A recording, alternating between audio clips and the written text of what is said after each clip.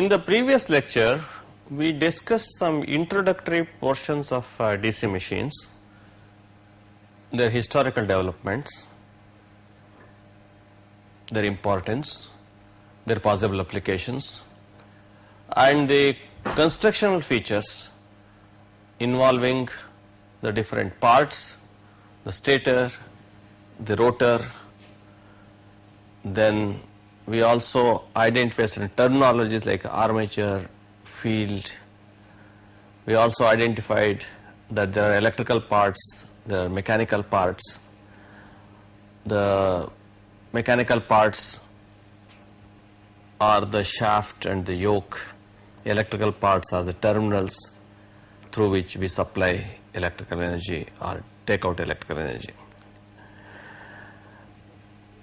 In this lecture, we would discuss about the basic working principles, how the voltages and torques are developed in these DC machines. Now, before we go into specifics of the DC machine, it would be important to review the basic energy conversion principles based on which the DC machine operation becomes a particular case. Now, so let us look at the energy conversion principle which is prevalent in all electrical machines. Now, we know in all machines there is a magnetic field energy due to the excitation of windings, and this magnetic field is primarily stored in the air gap of electrical machines.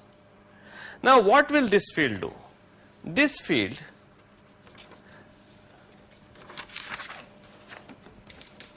reacts to, it has basically two functions.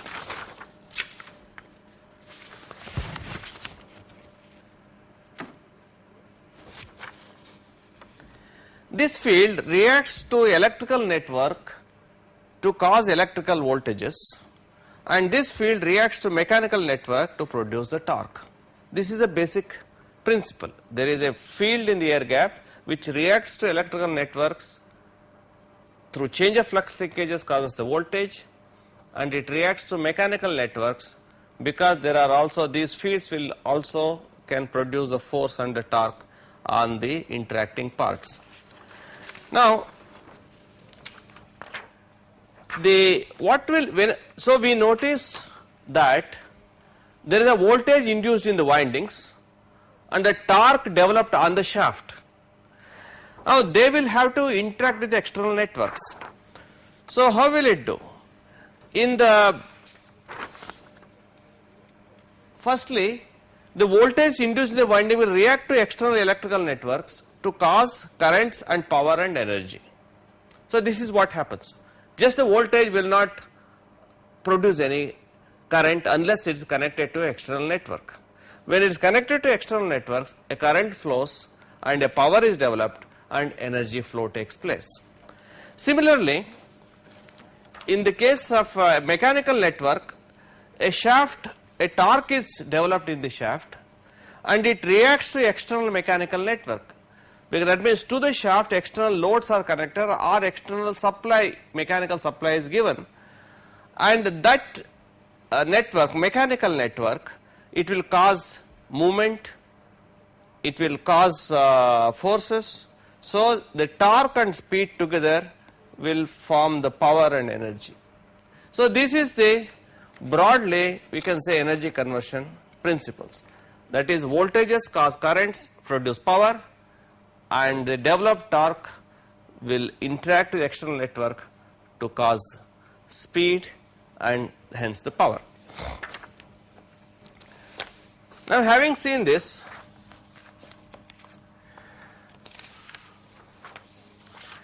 we can in the case of a DC machine, we have seen that there is a voltage that is induced in the windings.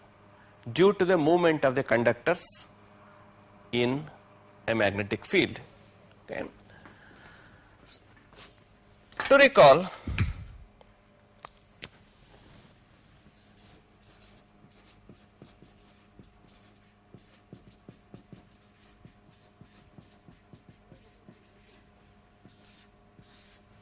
let us look at the voltage induction. We have seen that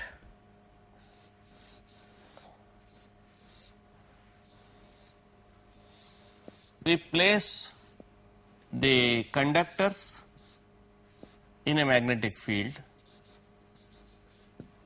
produced by this field structure.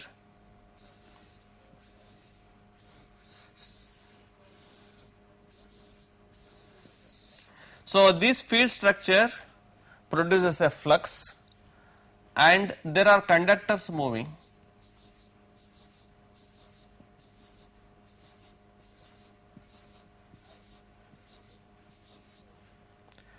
and this we say is connected to a commutator and a brush. Now we will notice for this flux the basic law is the voltage induced is, let us say, E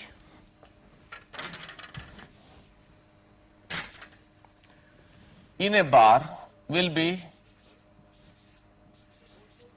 we can broadly say, the voltage induced in any of these conductors will be given by BLV, and there are, if you look at this picture, there are the 6 conductors on this side, 6 on this side, and these are moving this way. If this is the rotation, speed omega m is speed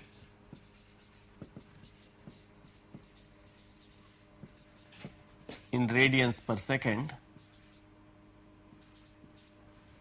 B is the flux density, L is length of conductor,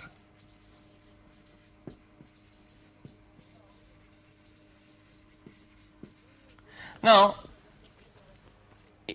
B is this way. For all the conductor, B direction is same, but V, direction of V for these 6 conductors will be this way, and direction of V for these conductors will be the other way around. So you may get, supposing we assume that the currents voltage induced are in this direction and the voltages induced will be in the opposite direction. So that means half of the conductors under a pole, that means conductors under one pole will have voltage induced in one direction and the opposite pole will have voltage induced in the other direction. But when it comes to the commutator, that means if we say that the flux density distribution is like this,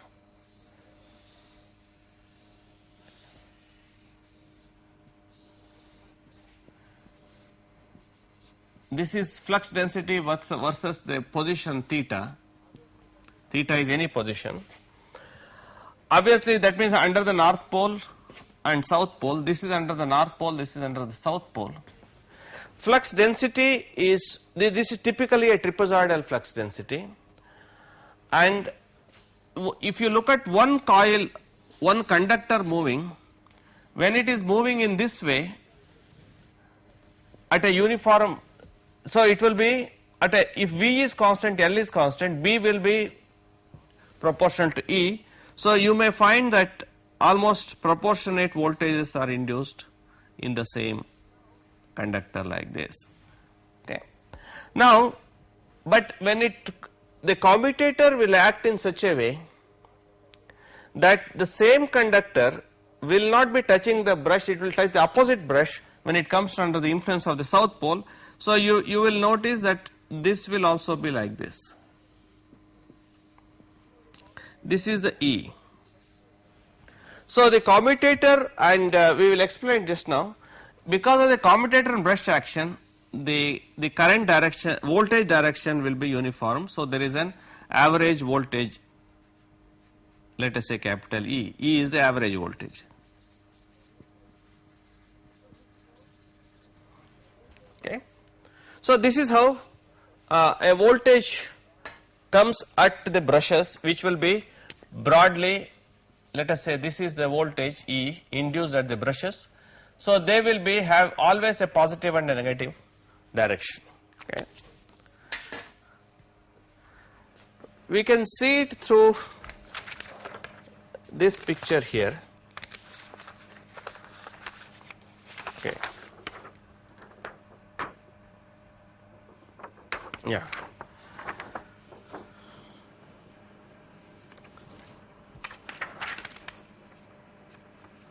More clearly.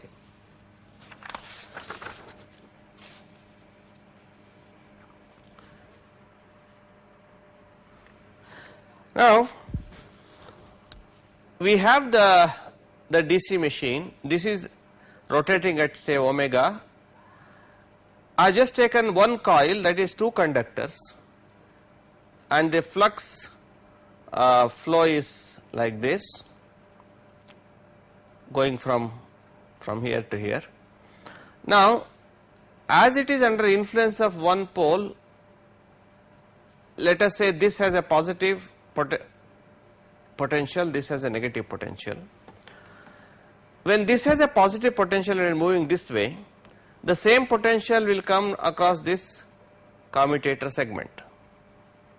Now this commutator segment will assume the potential of this coil side or the conductor A1, and the brush B1 is now touching that commutator segment, and therefore the potential of the brush B1 will be same as that of commutator segment C1, and that potential will come across this terminal point. On the other hand, this conductor will have a voltage induced which will be opposite to this voltage but of the same magnitude. Obviously, this commutator segment will assume the potential of this conductor A2. So A2 and C2 will be at the same potential, but which will be opposite to this, and then the brush B2 is touching it now. Now B2 will have the same potential as C2, and this terminal will assume a negative potential. Now let us look at after some time, while the brushes are stationary, commutator is moving.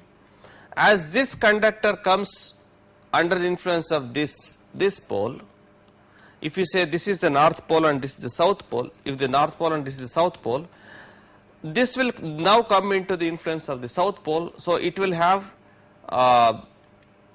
opposite voltage compared to what was induced in the same conductor earlier.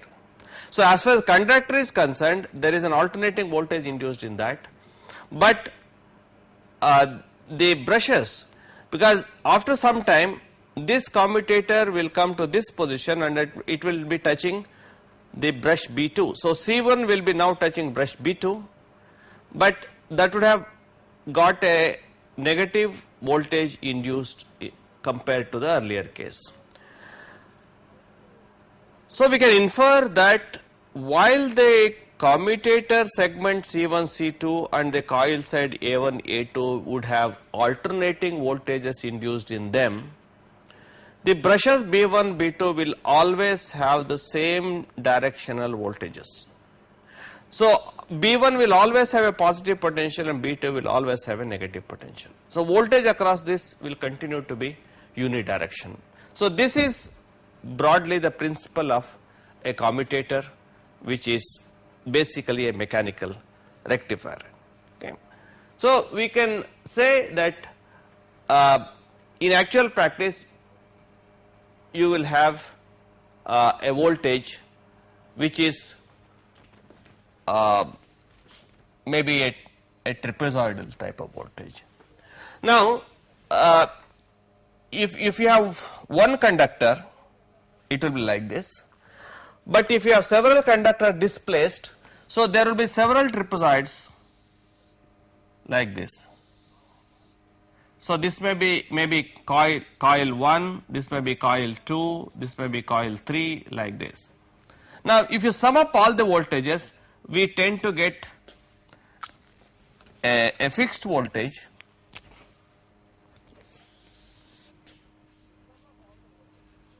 E, that is the sum of all the voltages, they will be displaced, so you will almost get a fixed voltage at the brushes. So E is the voltage induced at brush.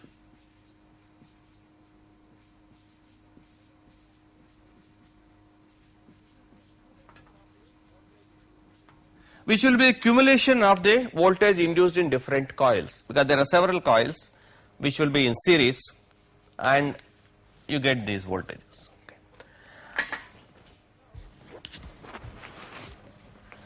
Now we can derive an expression for the voltage induced. Okay. We have seen the principle of a commutator and brush arrangement. Now let us look at the expression for the voltage.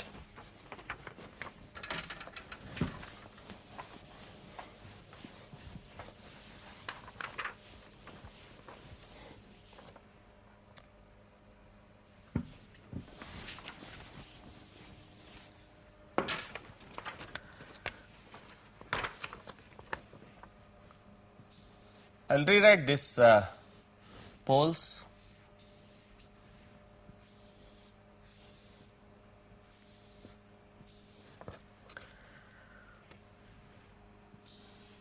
We have the commutators.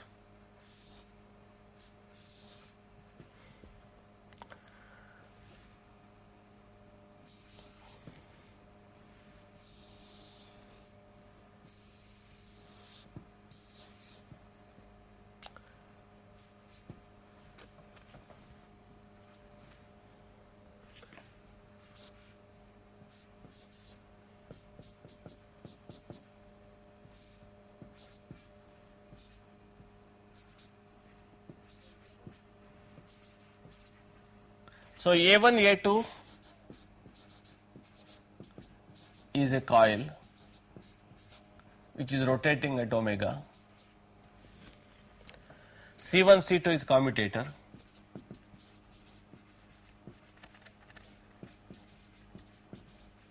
And B1, B2 are brushes.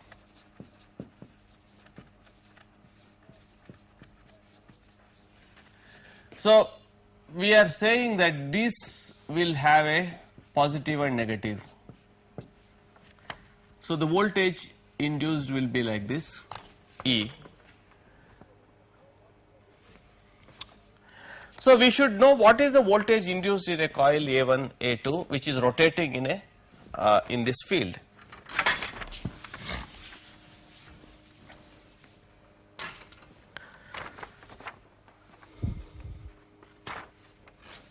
So we have taken a two-pole machine, and if you plot in that coil, in one coil,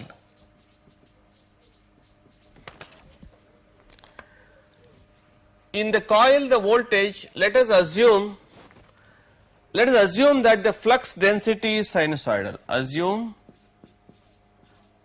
though in actual practice it may be trapezoidal, but for our derivations, let us say assume B is sinusoidal.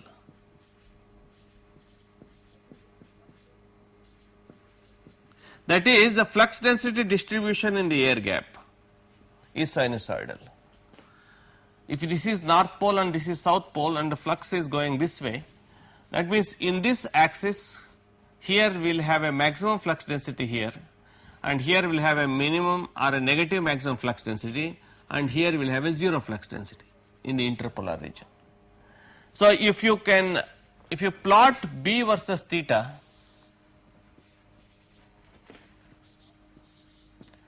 you may have maximum under the north pole, this is under the north pole, this is under the south pole, and this is between the poles, this again under the north pole. This is B flux density versus position in the air gap. Now when this coil is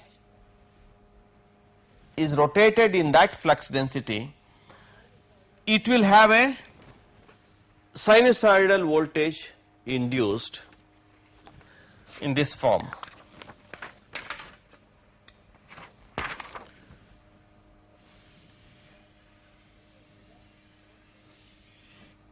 This will be the voltage in that coil. In one coil, whatever is the voltage induced in the coil A1, A2, and we can show that the maximum value of this voltage is given by omega n of the coil and phi. This is the expression. So here omega is the speed of rotation that is for two pole,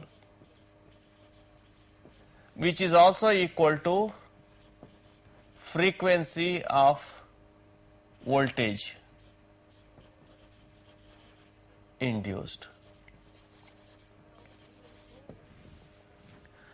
Now we can prove that so long as two pole is concerned, if omega is the speed in mechanical radians per second, then frequency is also in radians per second. Omega is equal to 2 pi f. Now for p poles, for any number of poles, omega, that is induced voltage 2 pi f, will be equal to whatever is the mechanical speed into p by 2. This is because if it is a 4 pole machine in a coil, for the same speed double the frequency is induced. So the frequency induced will, for the same speed, will go by the number of poles. So we are looking at the frequency of induced voltage. In two pole it will be same as speed of rotation. This relation is one. Then where we also define NC is the turns in the coil. In this case, NC is the number of turns. After all, each coil is made up of certain number of turns by winding together, and in this phi is the flux per pole.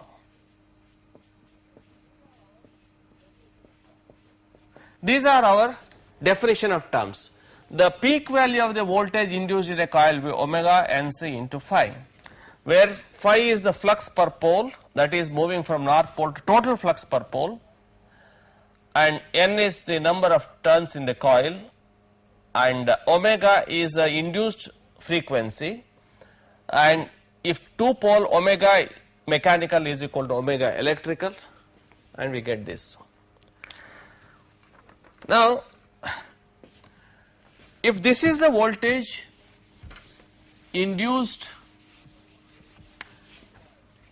if this is the voltage induced in the coil, we have seen that when it comes at the brush,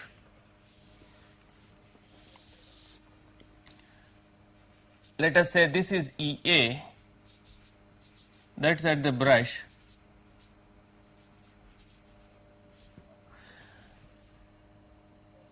up to this instant the voltage will be same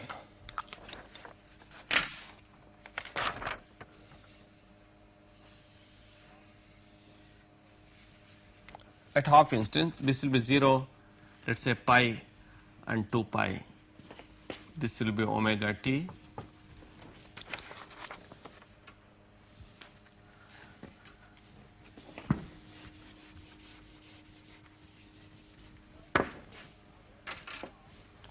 But the other half, it would have swapped, the coil would have swapped, and this would have come here and this would have come here.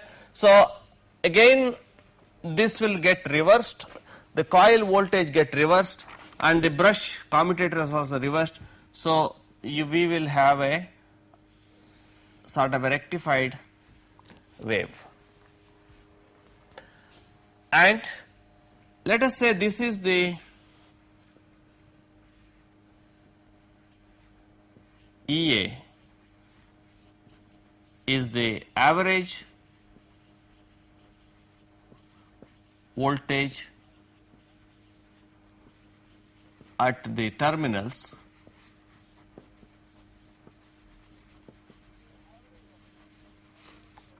this will be average of this maximum is omega n phi. So average of a sine wave will be 2 by pi times the maximum value omega nc into phi. So this will be the voltage induced if there is only one coil.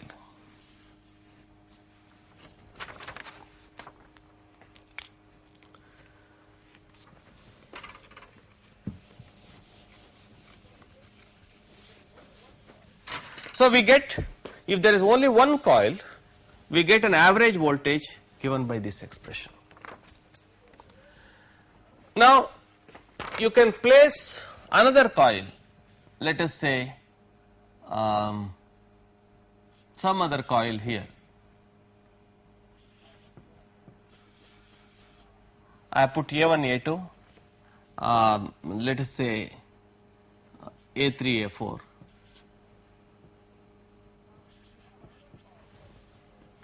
Now if you have another coil like this, that will also get a voltage induced but by phase shifted. So you can have another voltage. So this is coil 1, this is coil 2.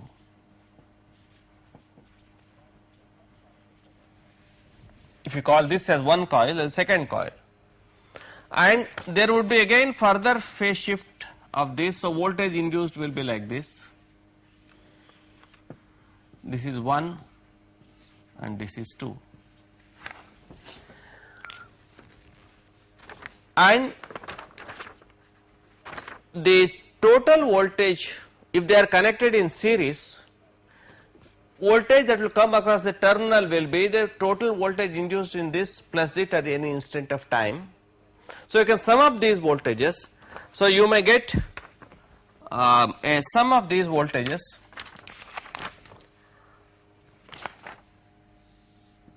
which may be something like this.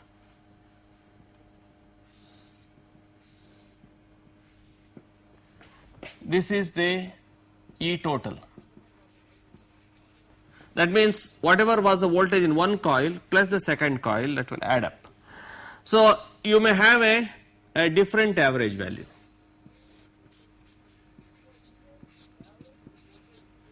So EA, average voltage induced in second coil, you can perhaps take sum of the average voltage in each of the coils. Okay. So we can have several such coils, put them together in series and get it across the terminals, and that will be sum of the average voltage induced in each of the coils. So if that is understood, then we can get an expression for the total voltage induced in a machine. So induced armature voltage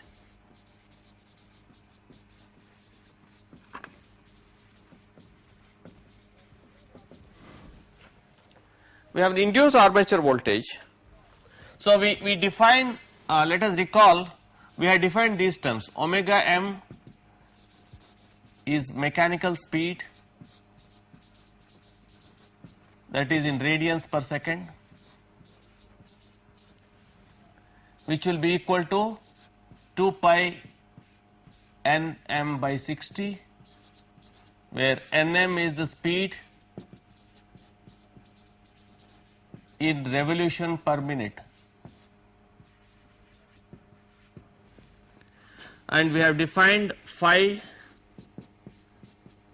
as the flux per pole, and EA we have also seen omega is 2 pi f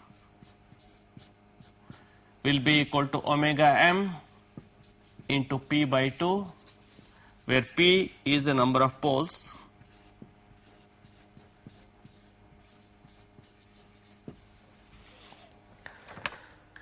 And with single coil,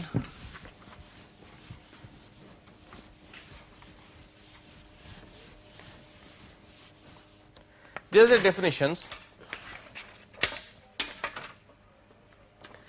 These are the definitions. We have said that EA per coil, that is the average voltage per coil,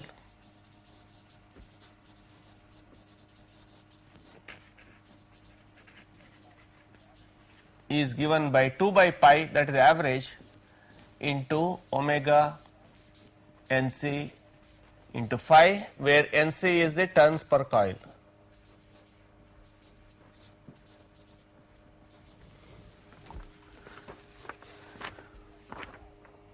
Now, if there are two coils,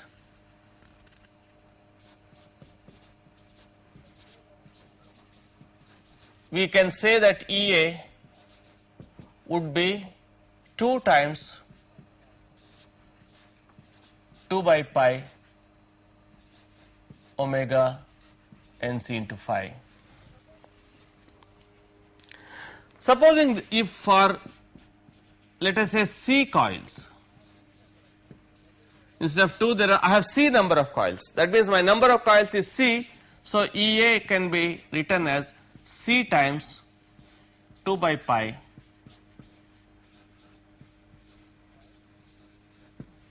NC into phi.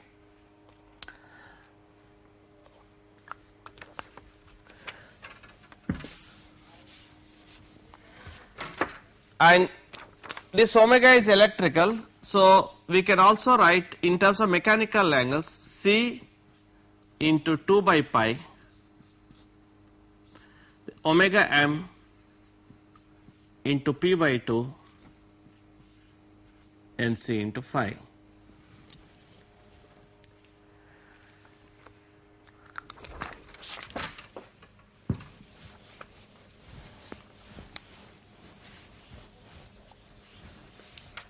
So I have C coils. Now let Z is the total conductors placed in armature slots.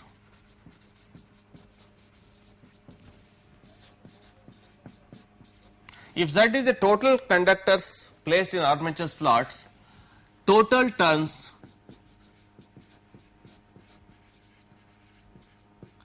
in armature will be Z by 2, because 2 conductors form a turn. That will be Z by 2, and the Z by 2 will also be equal to number of coils into turns per coil NC. We know C is the total number of coils and NC is the turns per coil. So if you substitute that, EA would be 2 by pi p by 2 into omega m phi into Z by 2. Now, it is not necessary that all C coils are connected in one series. So, it is generally all C coils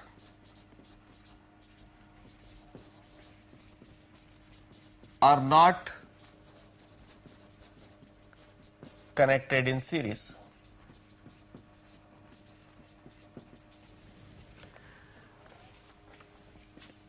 So there are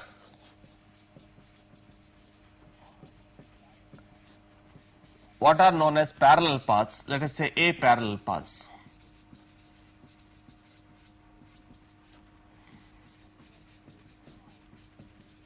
So the C coils can be connected in, say, let us say 2 parallel paths or 3 parallel. There are several coils.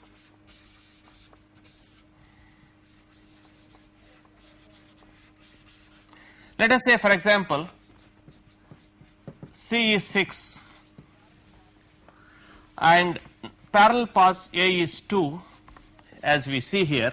So there are each of the series, there are 3 coils in each path, like this.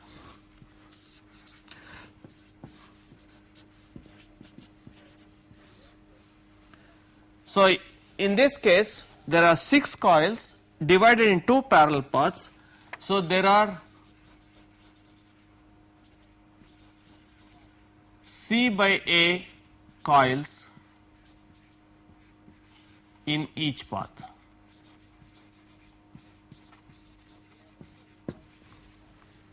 There are C by A coils in each path. So voltage which were in C that get divided in A parallel paths. Therefore, this if there are, so we can say this is the one, if there are A parallel paths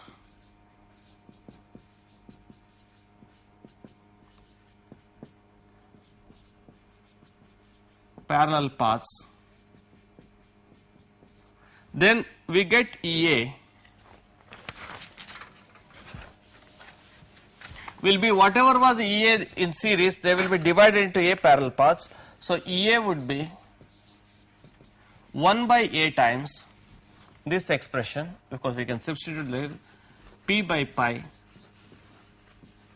omega m phi z by 2, or in other words, we can get a final expression for EA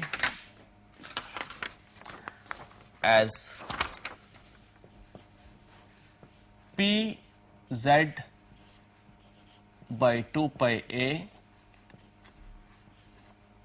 into omega m into phi. So this is the expression for voltage induced in the armature, and this we notice one thing, P number of poles, Z is the total number of armature conductors, A is the number of parallel paths, they are all decided by the design, and therefore for a given machine this is a constant. So we can call that constant as Ka. Let us define Ka as Pz by 2 pi A, so that Ea is given by Ka into omega m into phi. So this is the expression for voltage, where Ea is a constant and Ea is always proportional to flux for a given speed or proportional to speed for a given flux. So that is, these two are externally controllable. So voltage induced in the coil is depend upon the speed of rotation and also depend upon the flux. So you can change the voltage by increasing the speed or by increasing the flux. Okay. So we have now got a manageable expression for the voltage induced in a coil in the armature of a DC machine. Next, we have to look at the development of torque, because we are concerned energy conversion is primarily voltage induced in the coil and hence the terminals, and also torque that is internally developed by a given machine for the given flux conditions.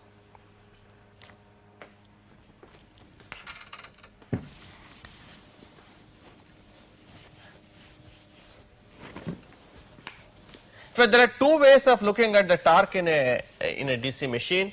One is the basic laws of physics, that a force. So we want to know the torque One way is we know that the force on a conductor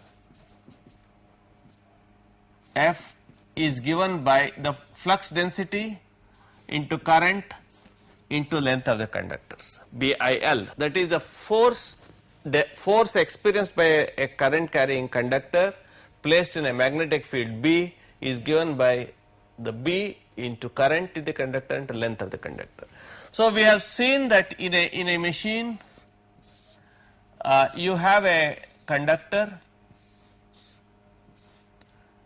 this is under a B which is the air gap. So all these supposing they carry the currents,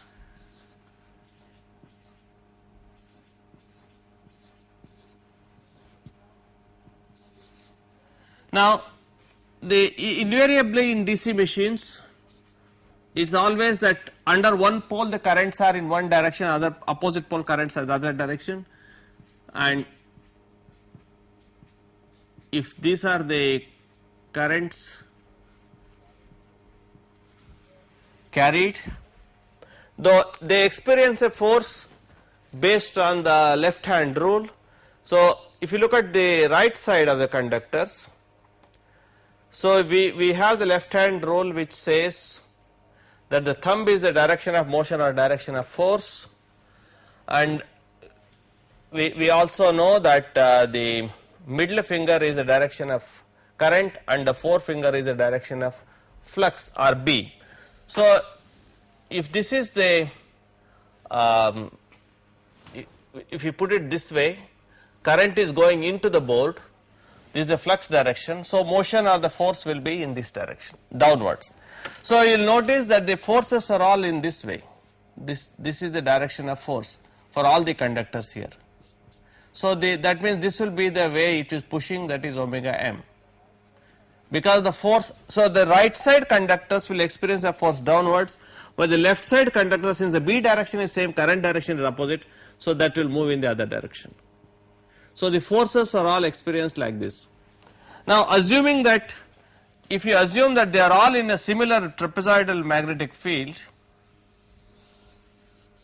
B versus theta, so if you move the conductors in this field, so long as it is moved in this direction, it will experience one torque. When they are moved in the other direction, it will experience the other torque. But the commutator brush will make sure that whenever all the conductors under one pole will have a current in one direction, all the conductors in other pole will have current in opposite direction, and as soon as a conductor moves from one pole to another pole, it changes the direction. Like this conductor, when it moves from this point to this point, it automatically changes the direction. In fact, this is basically an action of a commutator.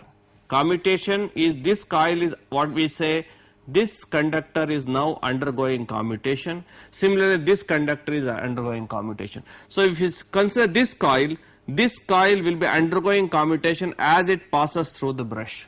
Okay. It is like saying that there are two sets of students in one group and another group, and they are all rotating, and as soon as they cross a line, they move from one group to another group. Okay. So that means the student who is crossing this line will be changing their moving from one group to another group. So negative to positive, the current is changed here. Now in view of this, the force experienced, the rotor body will continuously experience a fixed torque. So the rotor, because of the commutator, rotor experiences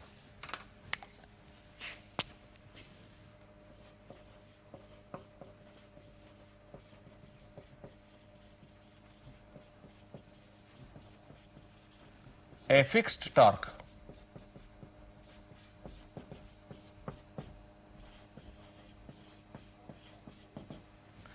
Because of the commutator.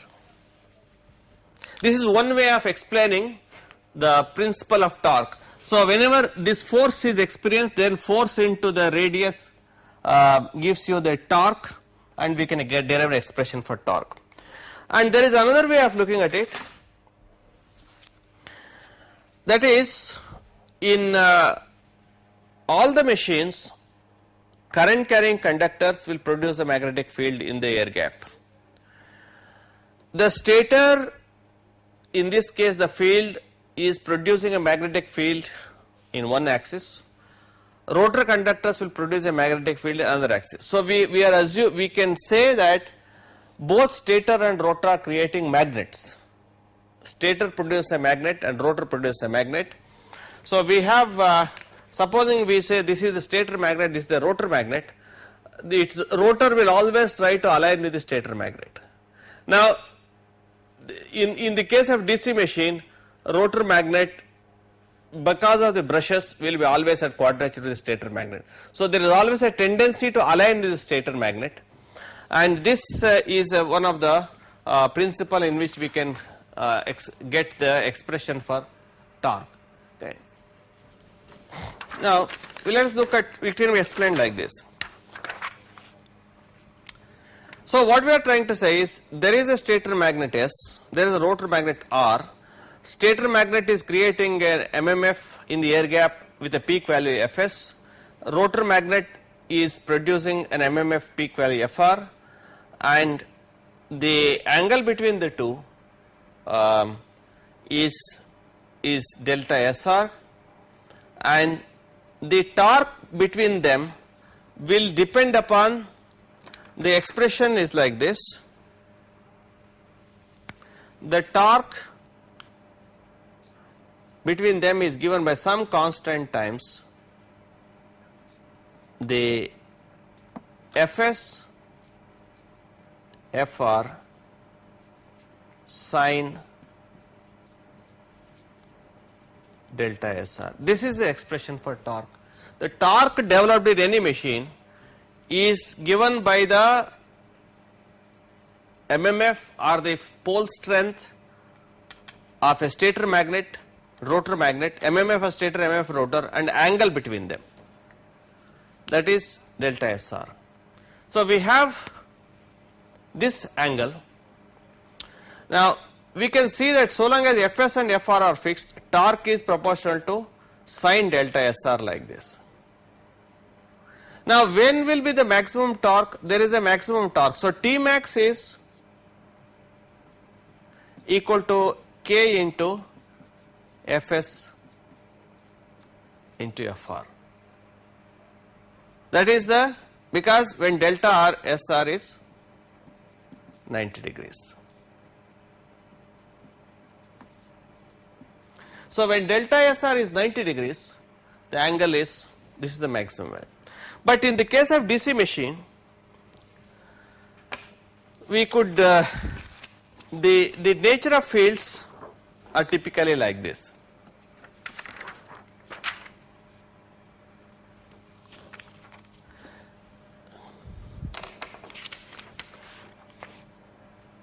If the stator only are excited, these are the armature conductors, like say right side are carrying positive current, this is the negative current. Let us say field is not excited. When the field is not excited, here is the picture of the MMF distribution to the armature. The right side we have the positive currents under one pole and negative current under the other pole, and because they are all uniformly distributed in slots, in actual practice the MMF will go to a stepped wave in the air gap, which can be simplified as a triangular wave. So armature MMF is typically can be considered as a triangular wave whose fundamental will be like this. Now the peak value of this maximum will be, we can prove it will be equal to Z into Ia into 2 into P into A. That will be the peak value of the MMF, and that means the peak value of its fundamental will be, we know that any triangular wave, its fundamental will have a peak value of 8 by pi square into F max. So it will be 8 by pi square times this quantity. So that will be the peak value. So in this case, since we have to put 6 conductors under each pole, these with Nc is the number of turns in a coil, so there are 6 into there are the 6 plus 6, 12. So Z is basically 12 into NC, and it is a 2 pole. So 12 into 4. So this peak value will be 3 into NCIC, where NC is a number of turns per coil and IC is the current carried by the coil. So this is the MMF, and we know that Fs is given by 8 pi pi square into F max. So let us write down.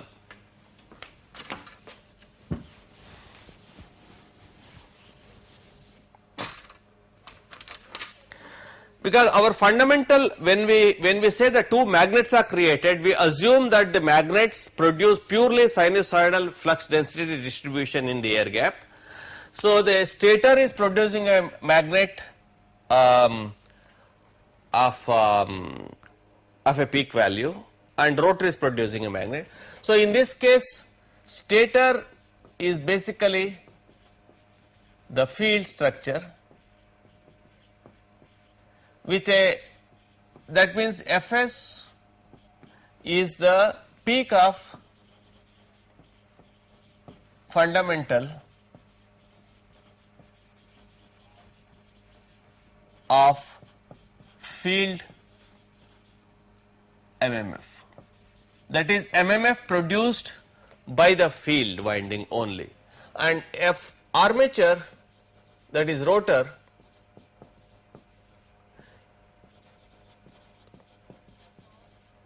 that is Fr is peak of fundamental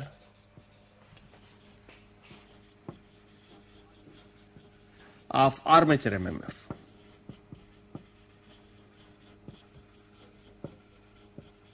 So let us be clear about these definitions.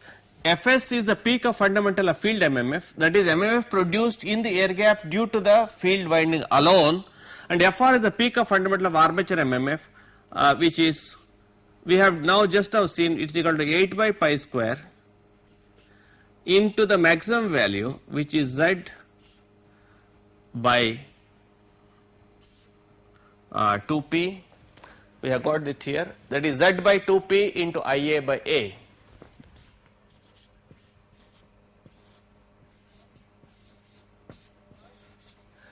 Because the Ia by A is the current in the conductor in the coil, while Ia is the input current through the brushes. So that get divided into A parallel paths. So this is the quantity of Fr. Now let us look at this Fs. What is the nature of fields produced by the field winding alone? Because we have got two windings, field and armature, independently. So if you look at the field winding alone, this looks like this.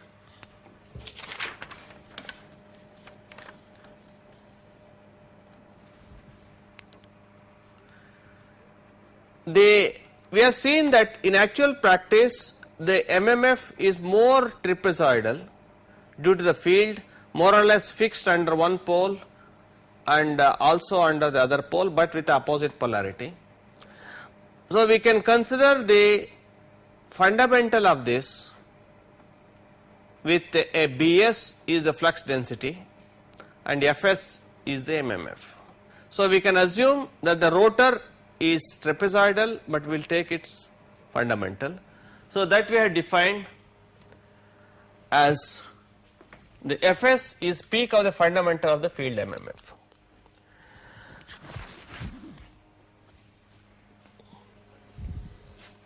Now with this, so let us be clear that armature produces a triangular wave and the field produces a trapezoidal wave, but for our computation of torque we take the fundamental of Fs and Fr, fundamental of both these waves, and try to get an expression for torque.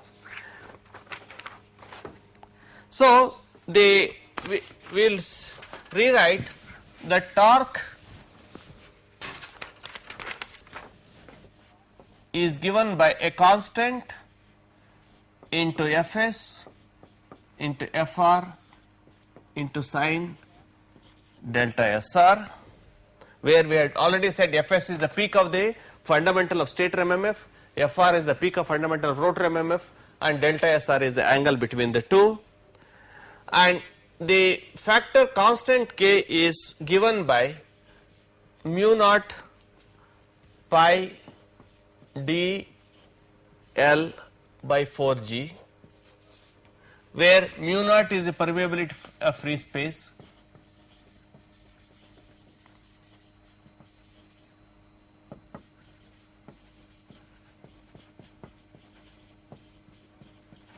which you all know is 4 pi into 10 to the power of minus 7. And then D is the diameter of the machine at the air gap,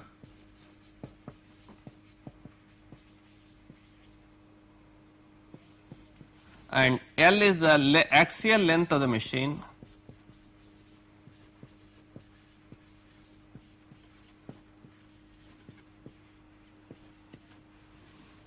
and G is the gap of the effective gap length of the machine. That means length of air gap, that is air gap basically. So I think we should be clear about all these quantities that we use. Basically they are based on the designs. Okay.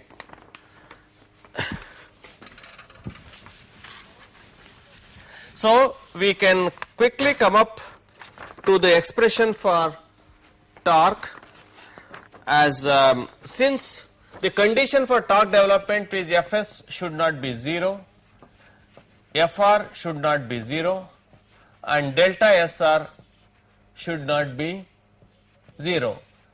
That means both the stator and rotor fields should be in synchronism, they must be rotating, they must be stationary with reference to each other. In the DC machine,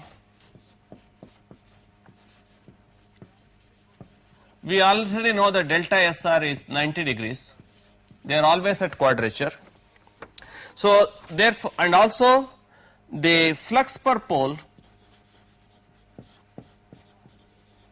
phi is given by the Bs, that is the stator flux density peak value, into its average value is the, that is the average flux density into the pole area, that is pi dl by p. This is the area of the pole, pi dl by p, that is the flux per pole, and the Fs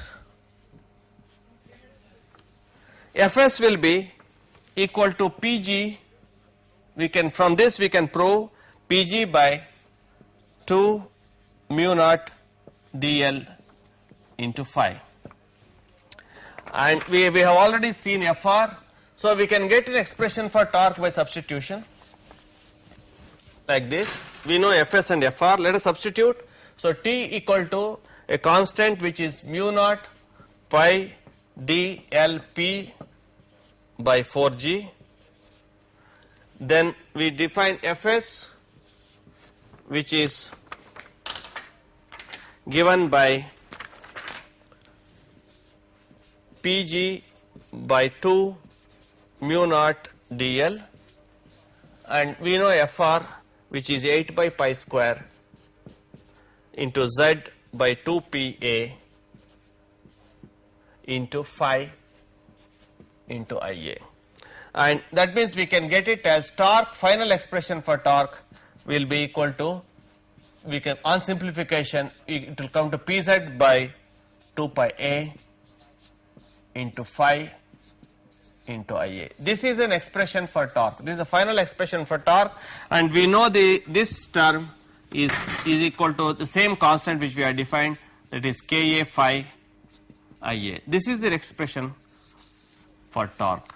So we now have an expression for voltage and expression for torque. So we can define Ea, the voltage is given by Ka phi into omega m, and torque any instant will be Ka phi into Ia. Therefore we can also get that Ea into Ia will be equal to torque into omega m, which shows that in a lossless system electrical energy is equal to mechanical energy. I think this we come to an important aspect of developed torque expression and a developed voltage expression. So we'll stop it here. In the next lecture, we'll take up about the how these machines are wound.